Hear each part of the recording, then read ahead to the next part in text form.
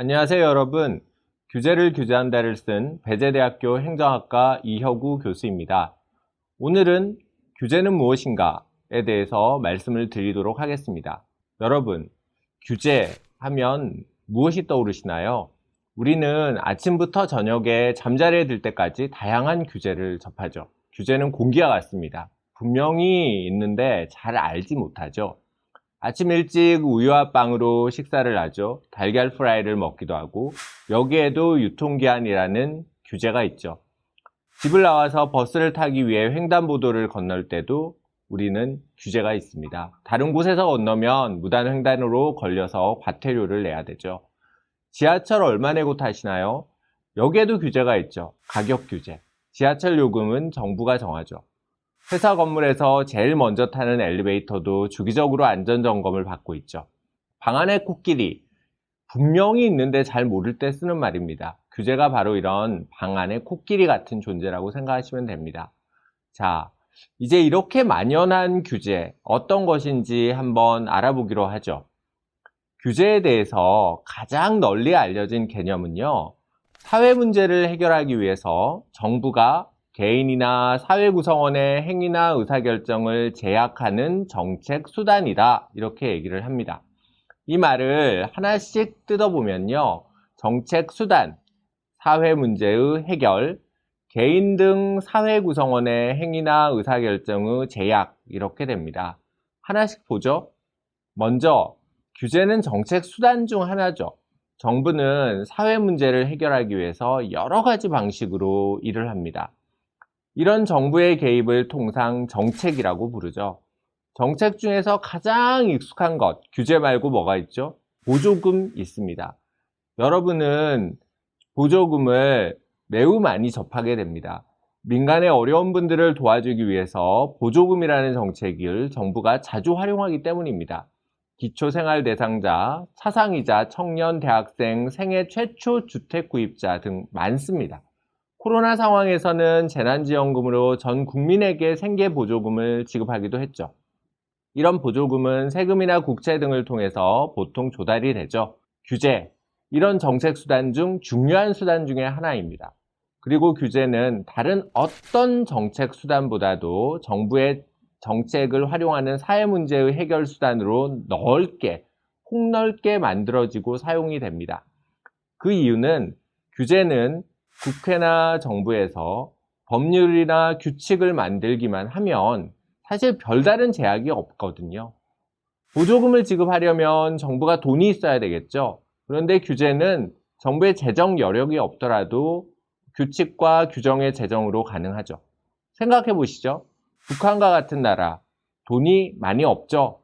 그래서 이들 나라는 재정 정책은 잘 못할 수 있겠죠. 그렇지만 아마 규제는 우리나라보다 훨씬 많을 수도 있을 겁니다.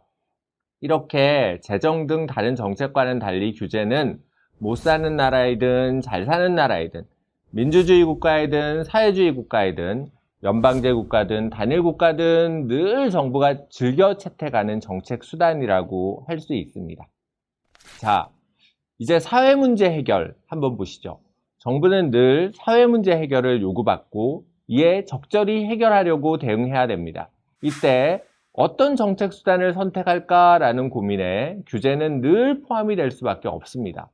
어린이집 안전을 위해서 정부가 보조금을 주면서 각종 소화기나 그 외의 안전한 장난감 등을 공급해 줄 수 있겠죠. 그렇지만 정부는 또 규제로 어린이집에 반드시 소화기를 갖추도록 요구할 수도 있습니다. 이런 때 정부가 보조금을 줄 여유가 없다면 그냥 소화기를 두도록 규제를 만들어 해결하려 하겠죠. 규제는 정부가 돈이 없어도 국회의원이 모여서 규제 도입에 합의를 하고 법률을 통과시키면 성립하죠. 물론 정부도 여러 가지 기준을 만들어서 규제를 하기도 합니다. 그렇다면 정책 수단으로서의 규제는 어떤 측면에서 이해할 수 있을까요?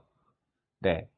하나는 사회 문제를 해결한다는 목적에 대한 관점이고요. 다른 하나는 개인의 행위나 의사결정을 제약한다는 효과적인 측면의 관점입니다. 규제는 언제나 어떤 목적을 가지고 있습니다. 보행자 안전을 위해서 횡단보도 규제를 하고요. 작업장 근로자의 안전을 위해서 근로시간과 안전점검 규제를 하죠. 정상적인 대학 운영을 위해서 교수 확보율, 교사 확보율과 같은 규제도 있습니다. 우리 사회의 규제는 이런 규제의 목적을 전제로 정당성을 인정받게 됩니다. 자, 그런데 규제는 또 다른 측면도 있습니다. 바로 개인의 행위의 의사결정, 개인의 행위의 제약, 이것을 초래한다는 거죠. 바로 효과 측면입니다. 이것은 규제가 실제로 의도한 목적을 달성하고 있을까? 부작용은 없을까? 규제의 비용은 얼마나 되는 거지?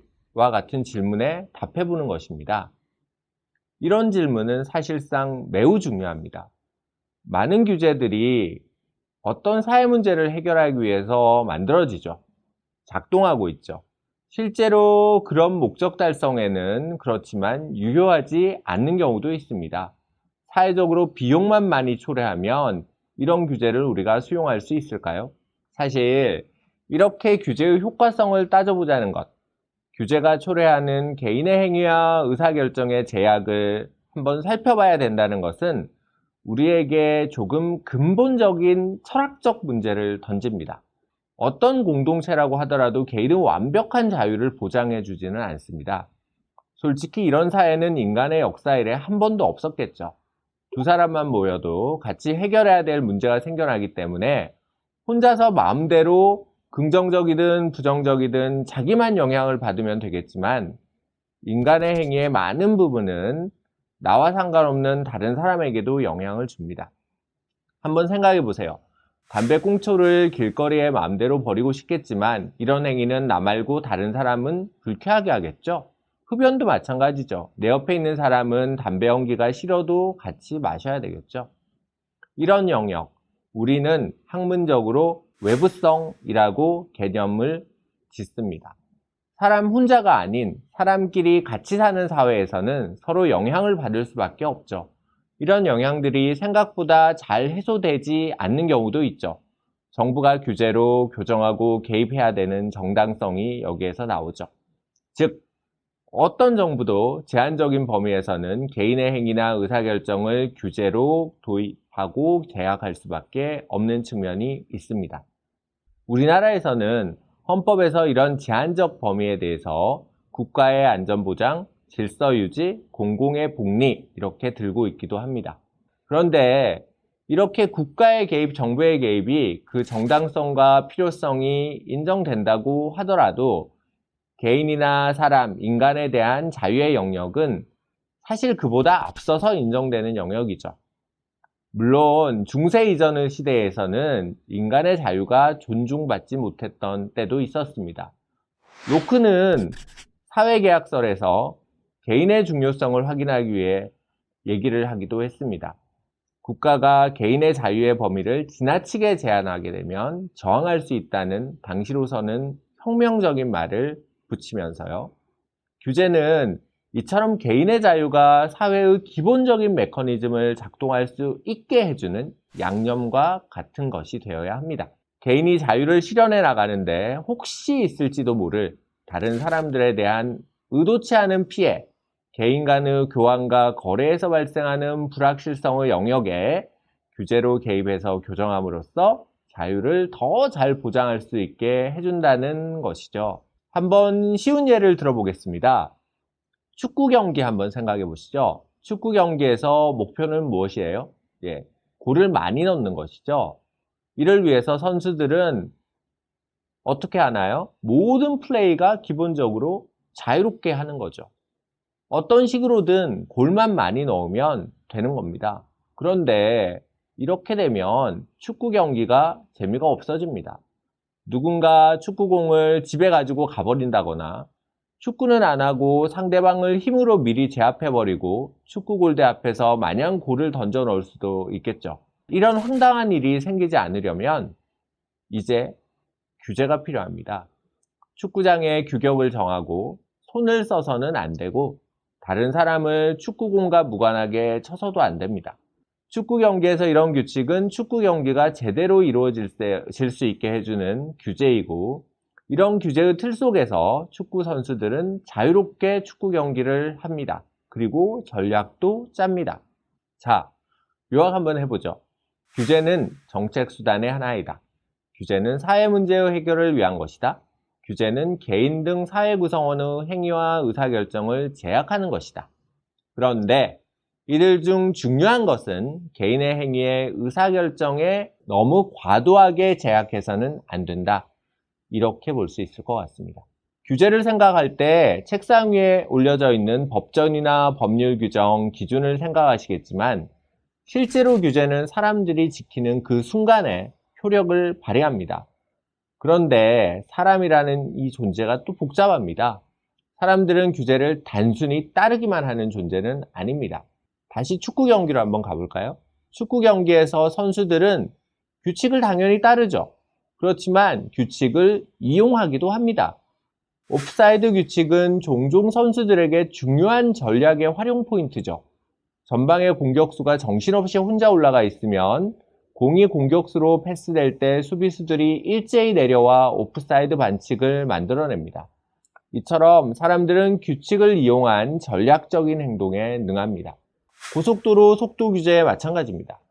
100km 속도 제한이 있어서 지키는 사람도 있지만 속도 제한과 상관없이 쌩쌩 달리는 차도 있죠. 이들 자동차들이 한결같이 주의하는 곳은 카메라 앞입니다. 규제를 잘 지키는 거죠. 그런데 재밌는 것은 모든 내비게이션에서 카메라의 위치를 파악해 제깍제깍 알려주죠. 카메라를 주의해라, 규제를 지켜라 이런 의미도 있겠지만 사실 다른 곳에서는 속도를 내도 상관없다 이런 의미도 있는 거 아니겠습니까? 즉, 내비게이션에서는 어떻게 하면 고속도로 속도 제한에 걸리지 않고 자동차를 운행할 수 있는지 알려주는 꼴입니다. 이렇게 우리는 규제를 이용하죠. 곰곰이 생각을 해보면 이것을 두고 규제를 만든 정부는 내비게이션을 만든 회사에 착하다고 상을 주어야 할까요? 아니면 규제를 사실상 와해시키는 장치를 만들었다며 화를 내야 할까요? 재밌지 않습니까? 이렇게 규제는 사람들 사이의 행위와 의사결정을 제약하지만 또 사람들이 규제를 이용해서 전략적인 행동을 하게 만드는 기준이 되기도 합니다. 그래서 정부는 규제를 만들 때 단순하게 규정, 기준을 만든다고 생각해서는 안 되겠죠.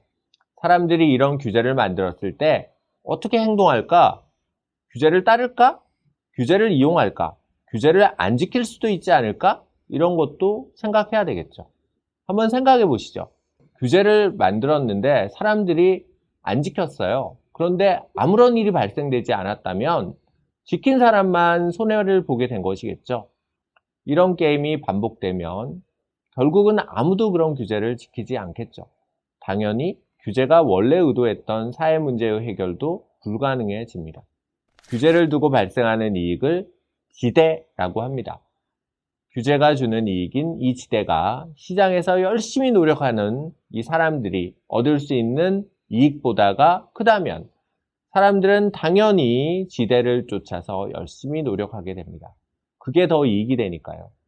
공공선택론자인 툴럭은 이것을 지대 추구 행위라고 하기도 했습니다. 자, 사람들이 지대를 추구한다는 사실을 알게 된 정부와 공무원은 어떻게 해야 될까요? 국회의원은 어떻게 할까요? 지대를 대가로 유무형에 기대를 하고 실제로 그런 대가를 받기도 하겠죠. 이처럼 지대를 대가로 민간으로부터 이익을 편취하는 현상을 지대 추출이라고 하기도 합니다. 2010년에 청목회라는 사건이 있었습니다.